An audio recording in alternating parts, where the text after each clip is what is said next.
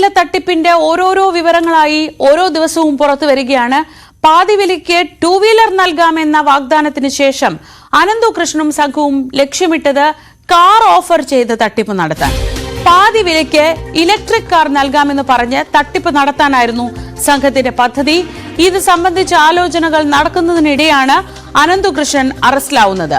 അനന്തു കൃഷ്ണന്റെ ജീവനക്കാരിൽ നിന്ന് ഇത് സംബന്ധിച്ച് സൂചന ലഭിച്ചിരുന്നതായി അനന്തു കൃഷ്ണന്റെ അയൽവാസിയും അഭിഭാഷകനുമായ എ രാജസിംഹൻ ന്യൂസ് 18നോട് പറഞ്ഞു. ഈ ഒരു തട്ടിപ്പ് സ്കീമിന് ശേഷം ഇത് ഏറ്റവും പാവപ്പെട്ട ആളുകളെ വെച്ചിട്ടുള്ള തട്ടിപ്പാണല്ലോ. ഇതിന് തൊട്ട് മുകളിലുള്ള മറ്റൊരു ലെയറിനെ ഇവർ കണ്ടിരുന്നു. അത് ഇലക്ട്രിക് കാറുകളുടെ ഒരു തട്ടിപ്പാണ്. കേരളത്തിൽ ഇലക്ട്രിക് കാറുകൾ പകുതി വിലയ്ക്ക് കൊടുക്കും എന്ന് പറഞ്ഞൊരു സ്കീം കൊണ്ടുവരിക. അങ്ങനെയാണെങ്കിൽ ഒരുപക്ഷെ സ്വന്തമായിട്ട് ബെൻസ് കാർ അടക്കമുള്ള സമ്പന്നരെയും ഈ ട്രാപ്പിലേക്ക് എത്തിക്കാമായിരുന്നു. കാരണം നമ്മുടെ സാധാരണ മലയാളിയുടെ എന്തിനുമുള്ള ഒരു ഡിസ്കൗണ്ടിൽ കിട്ടുന്ന ഒരു ആർത്തി കാരണം അവരൊക്കെ ഇതിൽ കാശ് നിക്ഷേപിച്ചേനെ. ക്രൈംബ്രാഞ്ച് കേസ് അന്വേഷണം ഏറ്റെടുത്തതോടെ സംസ്ഥാനത്ത് വിവിധ ഇടങ്ങളിൽ നിന്ന് കൂടുതൽ പരാതികൾ പോലീസിന് ലഭിക്കുന്നുണ്ട്. ഡാനി പോൾ വിവരങ്ങളുമായി കൊച്ചിയിൽ നിന്ന്. ഡാനി, ഈ തട്ടിപ്പിന്റെ വ്യാപ്തി ഓരോ ദിവസവും കൂടുന്തോറും കൂടുതൽ പുറത്തേക്ക് വരികയാണ്. ആദ്യത്തെ ഘട്ടത്തിൽ പാതിവിലയ്ക്ക് സ്കൂട്ടർ, തയ്യൽ മെഷീൻ, വീട്ടുപകരണങ്ങളൊക്കെ ആയിരുന്നെങ്കിൽ അത് കഴിഞ്ഞ് അടുത്ത ഘട്ടത്തിലേക്ക് എത്തുമ്പോൾ അത് ഇലക്ട്രിക് കാറായിരുന്നു ലക്ഷ്യമിട്ടത് എന്നതാണിപ്പോൾ അഡ്വക്കേറ്റ് രാജസിംഹന്റെ വാക്കുകളിൽ നിന്ന് മനസ്സിലാവുന്നത്. അങ്ങനെയെങ്കിൽ ഇപ്പോൾ ഉള്ളത് സാധാരണക്കാരായ സ്ത്രീകളാണ്. അതിന്റെ ഒരു വലിയ ഗ്രാവിറ്റിയിലേക്ക് ഒരു തട്ടിപ്പ് പോവുകയായിരുന്നു. അതിനിടയിലാണ് ഈ അറസ്റ്റ് നടന്നത് എന്ന് വേണ്ട മനസ്സിലാക്കാൻ.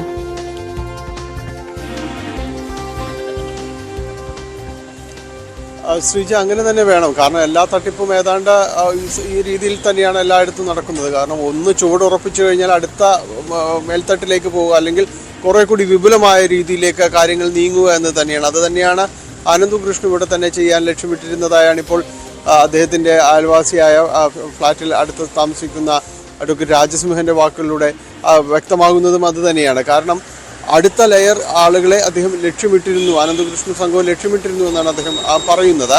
ഇത് കൂടുതലും തന്നെ ഇപ്പോൾ വളരെ ട്രെൻഡായി മാറിക്കൊണ്ടിരിക്കുന്ന, അല്ലെങ്കിൽ കൂടുതൽ ആളുകൾ ഷിഫ്റ്റ് ചെയ്തുകൊണ്ടിരിക്കുന്ന സാധാരണ വാഹനങ്ങളിൽ നിന്ന് ഇന്ധനം ഉപയോഗിച്ച് ഓടിക്കുന്ന വാഹനങ്ങളിൽ നിന്ന് അതിൽ ഇലക്ട്രിക് വാഹനങ്ങളിലേക്ക് അടക്കം മാറുന്ന ഒരു കാലം കൂടിയാണ്. അത് എല്ലാ കമ്പനികളുടെ വാഹനങ്ങളും ലഭ്യമാവുന്ന അവസ്ഥയിലേക്ക് പോകുന്നു. ഇതെല്ലാം നോട്ടമിട്ടുകൊണ്ട് തന്നെയാണ്, ലക്ഷ്യമിട്ടുകൊണ്ട് തന്നെയാണ് അടുത്ത ഇതിലേക്ക് മാറാനായിട്ട് അവർ പദ്ധതി ഇട്ടിരുന്നതെന്നാണ് അദ്ദേഹത്തിൻ്റെ വാക്കുകളിൽ നിന്ന് വ്യക്തമാകുന്നത്. അങ്ങനെ ചില ആലോചനകൾ, അതായത് ഇനി അടുത്തത് തങ്ങൾ ഈ സ്കൂട്ടറിന് പകരം ഇനി അടുത്തത് EVയിലേക്ക് മാറുന്നു എന്ന സൂചനകൾ അദ്ദേഹത്തിൻ്റെ സഹപ്രവർത്തകൻ അല്ലെങ്കിൽ ജീവനക്കാരിൽ നിന്ന് കിട്ടിയിരുന്നു എന്നാണ് പറയുന്നത്. എന്തായാലും വലിയ രീതിയിലൊരു തട്ടിപ്പിന് തന്നെയാണ് അവർ ലക്ഷ്യമിട്ടിരുന്നത്. നിലവിൽ നടത്തിയ തട്ടിപ്പ് ചെറുതാണെന്നല്ല, ഇനിയും വലുത് എന്ന രീതിയിലേക്ക് തന്നെ മുകളിലേക്ക് പോവുക, മുഴുവൻ ആളുകളെയും തന്നെ ലക്ഷ്യമിടുക എന്ന രീതിയിൽ തന്നെയാണ് മുന്നോട്ട് പോയിക്കൊണ്ടിരുന്നത് എന്ന് തന്നെയാണ് മനസ്സിലാക്കാൻ, അദ്ദേഹത്തിൻ്റെ വാക്കുകളിൽ നിന്ന് മനസ്സിലാക്കാനായിട്ട് നമുക്ക് സാധിക്കുന്നത്. എന്തായാലും ക്രൈംബ്രാഞ്ച് ഈ അന്വേഷണത്തിലേക്ക് വന്നത് മുതൽ കൂടുതൽ വേഗത്തിൽ ഈ പരാതികൾക്കൊക്കെ കൂടുതൽ വേഗം വന്നു തുടങ്ങിയെന്നാണ് മനസ്സിലാക്കുക. കൂടുതൽ പേർ പരാതി നൽകിയിട്ടുണ്ട്. ഇന്നലെ മാത്രം സംസ്ഥാനത്ത് ഏതാണ്ട് 480-ലധികം പരാതികൾ ഇതുമായി ബന്ധപ്പെട്ടുകൊണ്ട് ലഭിച്ചിട്ടുണ്ട് എന്ന് അറിയാനായിട്ട് സാധിക്കുന്നു. ഒപ്പം കോടതിയും ഇദ്ദേഹത്തിന്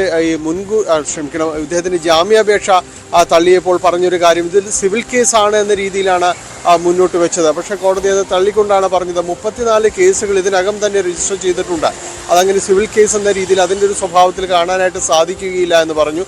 വലിയ രീതിയിലുള്ളൊരു തട്ടിപ്പ് നടന്നിരിക്കുന്നു എന്ന് തന്നെയാണ് കോടതിയും തന്നെ അതിൽ വിലയിരുത്തുന്നത്. ഈ ഭൂരിഭാഗം കേസുകളിലും പ്രതിയാവുന്നത് അനന്തകൃഷ്ണനും അതോടൊപ്പം തന്നെ ആനന്ദ് കുമാറും തന്നെയാണ് ഇതിൽ പ്രതിയാവുന്നത്. വലിയ രീതിയിൽ തനിക്കിതിൽ പങ്കില്ല എന്ന് വരുത്തുവാനായിട്ട് ഒരു ഭാഗം ശ്രമിക്കുന്നുണ്ട്, ആനന്ദ് കുമാറിനൊപ്പമുള്ളവർ ശ്രമിക്കുന്നുണ്ട്. പക്ഷേ കേസുകളുടെ ഒരു സ്വഭാവം മുന്നോട്ട് പോവുകയാണ്. ഇവർക്ക് പങ്കുണ്ട് എന്ന രീതിയിൽ തന്നെയാണ് പോകുന്നത് ആനന്ദ് കുമാറിനടക്കം. ഒപ്പം ഇതിൻ്റെ ഈ കോൺഫെഡറേഷനുകൾ അതിലേക്ക് കൂടുതൽ ഇംപ്ലിമെൻറ്റിംഗ് ഏജൻസികളെ കൊണ്ടുവന്ന് അവരെ കൂടി ഇതിൻ്റെ ഭാഗമാക്കുക. ഈ തട്ടിപ്പിന് പലരും അറിഞ്ഞോ അറിയാതെയോ എല്ലാം തന്നെ അതിൽ പെട്ടുപോയിട്ടുണ്ട്. ഇംപ്ലിമെൻറ്റിംഗ് ഏജൻസി പലയിടങ്ങളിലും അവർക്ക് വാസ്തവം അറിയാതെ വിട്ടുപോയതായി അവർ പറയുന്നു. തങ്ങളുടെ ഇതുവരെയുള്ളൊരു ഗുഡ് വിൽ, ഇതുവരെ സമ്പാദിച്ച സൽപ്പേരടക്കം ഇതിലേക്ക് അവർ ഉപയോഗപ്പെടുത്തുന്ന രീതിയിലേക്ക് കൊണ്ടുവരുന്നു. പലരും സാമൂഹ്യ പ്രവർത്തന രംഗത്ത് സജീവമായിരുന്ന പല സംഘടനകളെ പോലും ഈ രീതിയിലുള്ള ഒരു ഇംപ്ലിമെൻറ്റിംഗ് ഏജൻസി എന്ന രീതിയിലുള്ള ഒരു ആവരണം ഇട്ടുകൊണ്ട് അവർക്ക് മുൻപാകെ അവതരിപ്പിച്ചു. കൂടുതൽ വിശ്വാസത്തെ നേടിയെടുക്കുന്നതിന് വേണ്ടിയായിരുന്നു എന്നതെല്ലാം തന്നെ അവർ പറയുന്നുണ്ട്.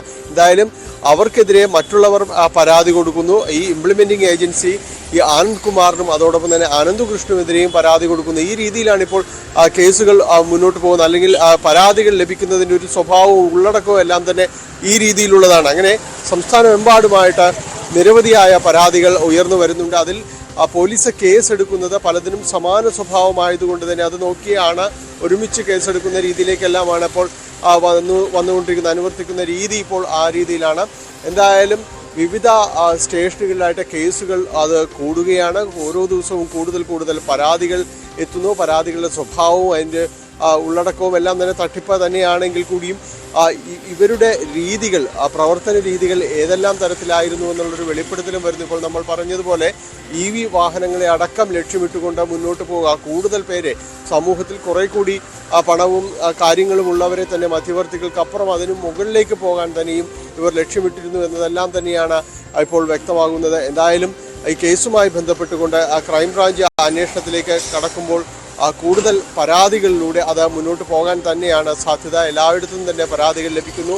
ഇതിൽ ED കൂടി അന്വേഷണത്തിലേക്ക് കടന്നു വന്നിട്ടുണ്ട്. EDയുടെ പ്രാഥമിക അന്വേഷണം നടത്താനായിട്ട് ഇതുമായി ബന്ധപ്പെട്ടുകൊണ്ട് നിശ്ചയിച്ചിട്ടുണ്ട്. അങ്ങനെ വരുമ്പോൾ കിട്ടുന്നൊരു കാര്യം ഈ പ്രതികളുടെ അല്ലെങ്കിൽ അവരുടെ ഈ പ്രതിയാക്കപ്പെടുന്നവരുടെയും തൊട്ട് ഈ കേസിൽ പങ്കാളിത്തമുള്ളവരുടെയും സ്വത്തുക്കളടക്കം മരവിപ്പിക്കാനും കാര്യങ്ങൾക്കുമെല്ലാം തന്നെ നടപടി ഉണ്ടാകും. അങ്ങനെയെങ്കിൽ കുറേയെങ്കിലും ആ പണം ആ രീതിയിലെങ്കിലും തിരികെ കിട്ടുവാൻ, ഇതുമായി ബന്ധപ്പെട്ട് പണം മുടക്കിയവർക്ക് തിരികെ കിട്ടുവാനുള്ള ഒരു സാധ്യതകൾ കൂടി അവിടെ അവശേഷിക്കുന്നുണ്ട്. എന്തായാലും ED കൂടി ഈ അന്വേഷണത്തിലേക്ക് വരുന്നതോടുകൂടി കുറെ കൂടി വിശാലമായ രീതിയിലേക്കാണ് അന്വേഷണം മുന്നോട്ട് പോവുക. ശ്രീജ.